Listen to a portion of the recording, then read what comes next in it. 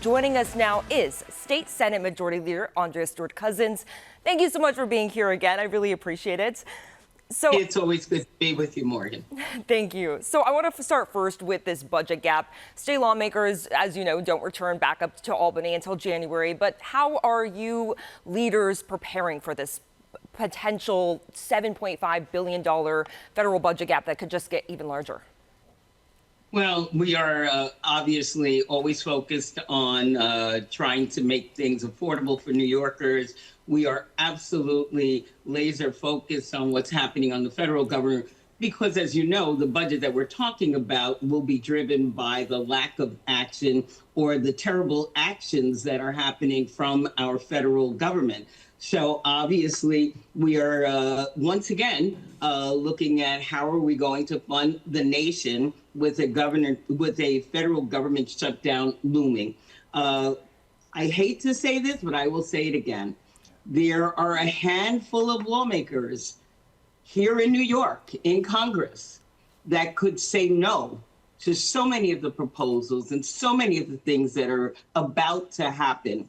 And I really hope that New Yorkers really get in touch with their congresspeople and implore them to do the right thing by the people, not only in New York State, but around the country in terms of these federal cuts that will impact health, will impact food, impact safety. So that being said, we will be back, as you said, in January. The governor will present her budget, and we will be working together to mitigate whatever damage is done, to make sure that New Yorkers, again, realize that our government is focused on their well-being. How this works, I don't know, but that's why, again, I send out a plea to our congressional representatives, certainly those in the Republican majority, to really be strong in terms of mitigating some of these cuts that the federal government is talking about.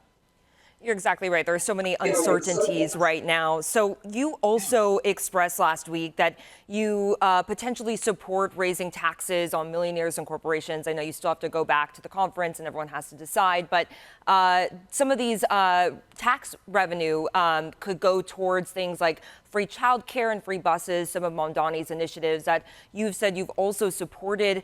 Do you think, though, that having to raise taxes on millionaires and corporations, do you think that money is going to have to just go to maybe filling the budget gap next year, not necessarily new initiatives? I think that, again, we have, as you stated, always expressed a willingness to talk about, more taxes on higher earners, because we understand that everyone can chip in, certainly at that income level. And in these dire times, we need to really be focused on how we can, again, ease the pain for, working people who are really just trying to get by.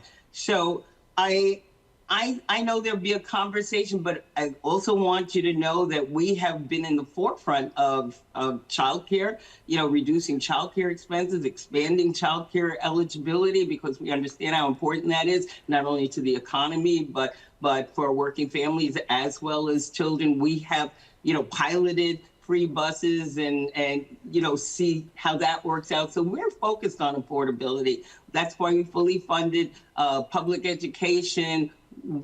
That's why we invest so much in healthcare and saving our hospitals. So I believe that we're going to have a broad platter, and we're going to be looking at how we can mitigate pay and how we can continue to advance good policy and how we can, frankly, again, influence our federal government to really not cause the kind of pain that ultimately will be caused if they decide to cut billions out of education, billions out of healthcare, billions out of food programs. Already, we are seeing what that's doing to New Yorkers, and it's very concerning. You were one of the first leaders to endorse Mamdani. What led to your decision? Well, I never get involved in primaries. That has been my general rule, except for the primaries of my members. Obviously, I support my members, but generally, primaries, I let the voters decide. And when the voters decide, I support the nominee. And that was the case with Mamdani. That's why it was very easy to support him after he was obviously the nominee of the party. So, that's what I do. And of course, I was with him last week. In the intervening time, because I told him at that time it was really kind of a pro forma endorsement, but I needed to talk to him. I needed to understand more about his approach to governing as he saw it. And we've had opportunities to speak. We've had dinner, and I was with him, as you know, last week. And not only was I convinced in talking to him and that he is somebody that is focused on affordability, focused on trying to help people in New York on every level, trying to make sure that he gets partnerships that will help him with his policy. And I also saw the enthusiasm of people in the street. I mean, young men who stopped playing basketball to clap for him, and young people coming up and wanting to take selfies, and moms, calling out of the window saying, "I'm going to vote for you." There was an enthusiasm and an energy around his candidacy, frankly, that I had not seen in a long, long time. And in times like this, where people don't know what's happening, certainly because of the instability, frankly, of the federal policies and the leadership, to have someone that really energizes people and brings back hope and possibilities, I think is probably the most important thing that can happen. And again, I think he's a talented person. I think he's smart. And I think he will surround himself with people who will be able to implement sound policies that will help New York as it relates to affordability.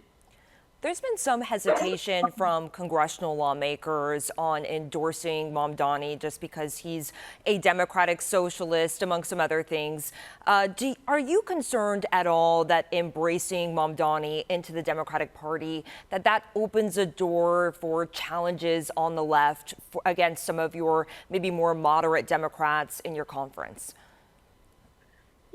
Every decision that we make obviously contains some politics, because I don't know. I tell people all the time, everything you do, there's politics, whether you're in the PTA or in your house of worship, somehow there's politics. But what I also have always impressed upon my members is that the most important way to not have to worry about politics is doing good policy. And that means staying in touch with your community and really having a pulse on what they need. I don't get too involved in labels. I do get involved in what it is you're trying to do. What is your policy? Can your policy work?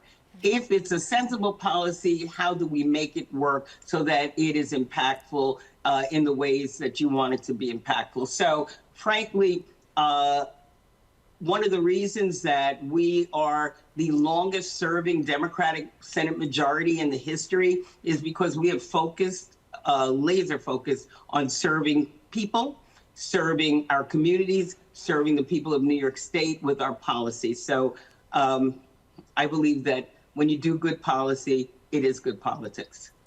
And because I have you, Leader, just really quickly, I wanted to get your take on one issue that's been floating around this week. Some state lawmakers are really pushing for a bill known as the MELT Act, and this would ban ICE agents from using masks or face coverings. Again, like we said earlier, you guys aren't going to go back to Albany until January, but what are your thoughts on this bill? Do you think that there is a possibility that this gets passed next year? It is a conversation that I know is happening all around the nation. It is frightening to see masked people armed, dragging people out of cars, throwing them down in the middle of detention centers. I mean, the lawlessness that we see from these federal government agents is frightening.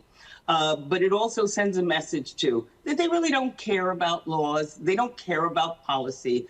Frankly, they are lawless. So there will be myriad conversations about how we as people stand up for what's right, stand up for a humane treatment of people and what that looks like. So again, I understand the want to say these are banned. I think California just did that, and the federal government has told them that they should disregard that law because it does not count as far as they are concerned. So again, as far as I'm concerned, we're dealing with a lawless situation here, and we have to figure out a way to stand up as human beings for what is right in terms of justice, in terms of implementing some of these immigration terrible tactics. How do we fight against those things? And we have to do it as a community, and I think, frankly, as a nation. We have had certain laws and certain boundaries that, frankly, are being discarded from the highest levels. And I think collectively we have to stand up and say, it's not acceptable. This, frankly, if it is who we are, it's not who we should be. And we better start trying to figure out who we really are, because our position as leaders in all of the things that we thought we were leaders in is now being questioned, and rightfully so. Well, Majority Leader, I cannot thank you enough for coming on. And I know you guys are going to have a very busy year next year, and I'm excited to have you back on to talk about the legislative session next year. Thank you so much for being here. I appreciate it. Thank you. Nice to talk to you. Have a good weekend. You too.